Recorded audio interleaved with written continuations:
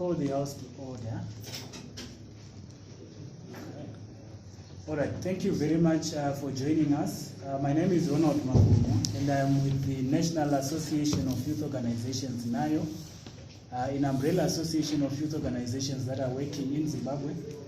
And we are here today with my colleagues, the NAYO Board Secretary, Dr. Prolific Matarise, who is on my extreme right, then Diana Harawa, who is also with the National Association of Youth Organizations, NAYO.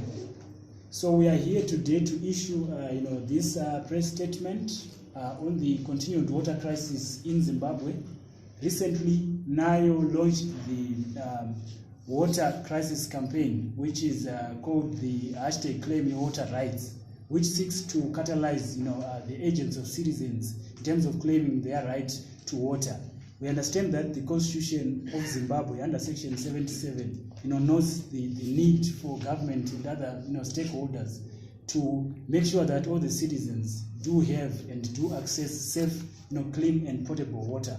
So following the launch of that particular campaign, we are here today to issue this press statement, and the order that we shall use is that I will allow the NAYO Board Secretary, Dr. Matarise, to issue and read out the statement to us. Then after that, we also take some questions and comments if there are any. So at this particular time, allow me to give this particular moment to the NAYO Board Secretary, Dr. Prolific Matarise, to read out the statement for us. Thank you. Thank you very much. I want to welcome you to this event where we're speaking about something that we are so passionate about, that we're working around. It's not just about passion, but it's because also the issues are urgent, especially if you look from the communities like Chitungiza, like Mbari. The situation is quite dire. So we are taking steps and actions in this campaign from that perspective. So the National Association of Youth Organizations, NAYO Africa, is a youth umbrella body for youth organizations working in Zimbabwe. Its vision is to see a repositioned, redefined and enhanced role of youth in community and national, regional and international developmental processes. Its work seeks to redress the challenges that youth are facing and contribute towards their active participation in developmental processes through coordination, advocacy, mobilization, capacity building, and information sharing initiatives. Currently, NAYO has a membership of over 184 youth organizations and about 1,500 youth advocates from 10 provinces of Zimbabwe. In commemoration of the International Human Rights Day, NAYO, in partnership with youth and civil society organizations, is launching a campaign on the right to water, which will see youth defending the right to water. The hashtag Claim Your Water Rights is a mass mobilization campaign that aims to awaken people to the injustice of their situation and spur them to claim their human rights to safe water and sanitation. A bit of background. Around 2.2 billion people lack safe water around the world, while 4.5 billion people do not have safe toilets. This is not an inconvenience. It is a grotesque injustice in a state of emergency. We repeat, it is a grotesque injustice in the state of emergency. With just 10 years, for example, to achieve universal water, access to water and sanitation, which is SDG 6, there's no time for false promises. We need agent financing and delivery of services to citizens. Water is very important for a healthy life. No one can exercise other rights to work, to life, and to education if they do not enjoy the right to water. The right to water is the right of everyone to access sufficient, safe, accessible, and affordable water for personal and domestic uses. Section 77, subsection A of the Constitution of Zimbabwe, amendment number 20, guarantees the right to safe, clean, and potable water. This provision reflects Zimbabwe's obligations to provide water to people in Zimbabwe, as required in the human rights instruments that the country has accepted. And these include the African Charter on the Rights of the Child, and Protocol to the African Charter on the Rights of Women in Africa, among others. The United Nations also passed a resolution in 2010 recognizing that water and sanitation is a human right. Other laws include the Water Act of 1998, National Water Authority Act of 1998.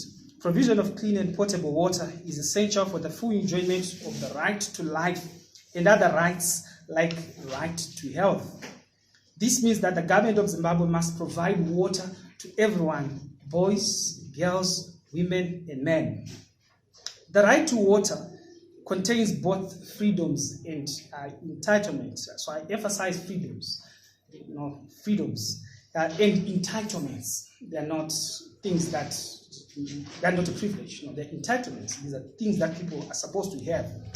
The freedoms include the right to maintain access to existing water supplies necessary for the right to water, and the right to be free from interference, such as the right to be free from arbitrary disconnections or contamination of water supplies. Moreover, the elements of the right to water must be adequate for human dignity, life and health.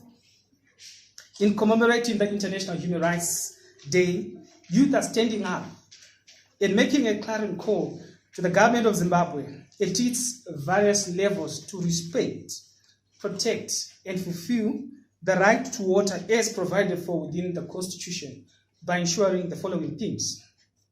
Water availability. The water supply for each person must be sufficient and continuous for personal and domestic uses. These uses ordinarily include drinking, personal, sanitation, washing of clothes, food preparation, personal and household hygiene. The current water rationing regime within households, going for more than 4 days without water, violates the right to water. Water quality, the second thing that we are recommending to the government. The water required for each personal or domestic use must be safe, therefore free from microorganisms and chemical substances that constitute a threat to a person's health. Furthermore, water should be of acceptable color, odor, and tastes for each personal or domestic use. The third recommendation we are making is on water accessibility. Water and water facilities and services have to be accessible to everyone without discrimination. Accessibility has several overlapping dimensions. Physical accessibility. Water and adequate water facilities and services must be within safe physical reach for all sections of the population. Sufficient, safe, and acceptable water must be accessible within or in the immediate vicinity of each household, educational institution, and workplace. With thousands walking long distances to access long water, there are serious challenges to accessibility of water in both urban and rural areas. Economic accessibility. Water and water facilities and services must be affordable for all. The direct and indirect costs and charges associated with securing water must be affordable and must not compromise or threaten the realization of other human rights. Even in times of severe resource constraints, the vulnerable must be protected by the adoption of relatively low-cost targeted programs. The current moves at the privatization of water will only disenfranchise access by the less privileged members of society. So by privatization, we are referring to the current issues that are happening where people are buying water, sometimes with $5 per bucket. In communities like Chitungwiza, this is a lived reality. Non-discrimination. Water and water facilities and services must be accessible to all, including the most vulnerable or marginalized sections of the population, in law and in fact, without discrimination on any of the prohibited grounds. The state must also make sure that women are not excluded from decision-making processes concerning water resources and entitlements. The disproportionate burden women and the young bear in the collection of water should be alleviated. So it's usually the girl child, it's usually the mothers that are the ones fetching water at the boreholes, the alternative sources of water that people have resorted to. So all this, what we've been talking about, calls for the government of Zimbabwe to do certain things, to put in place measures to curb the pollution of water sources, which continues unabated with an adverse effect of increasing cost of water treatment that has ripple effects on water quality and supply. Several dam construction projects have been mooted since 1983. In the current water crisis facing the nation demands that such dams be acted upon with urgency. The construction of dams like Kundri, like I'm forgetting the other name, by Musami Dam. Yes, thank you so much. Musami Dam. Those projects have been mooted from as far back as 1983. The projects have been on the tables. Actually, they're older than us, as far back as Minister Chichizero and Mugabe. So these are things that need to be addressed. We are calling on the government of Zimbabwe to prioritize in its 2020 budget the construction of alternative water sources to increase water supply within the country and plug the growing privatization of water. We are also calling for the government of Zimbabwe to prioritize the construction of water facilities that are gender sensitive and take care of women's needs. Must be introduced in areas that are prone to water cuts and water shortages. This will curb the disproportionate burden and risks which women are exposed to when accessing water, that includes sexual harassment, rape, domestic violence, among others. So in working in Chitungwiza, we have actually dealt with similar cases. So this is actually something that's happening. We also call on the government of Zimbabwe to take progressive steps towards realizing the need for potable clean water in educational institutions, or homes, and business facilities across the whole country. Children across the country are missing out on school while they spend long hours collecting water from the limited available sources.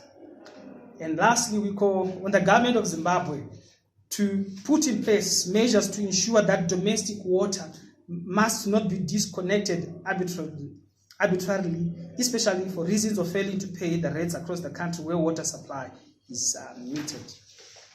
So this is the end. I hand back to the chair. Okay, thank you very much, Dr. Mataruse, for issuing out that statement on behalf of us, NAYO.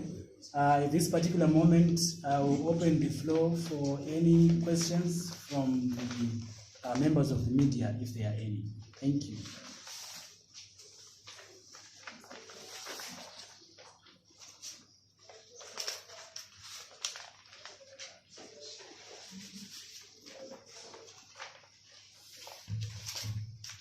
Okay, I go once. Yes.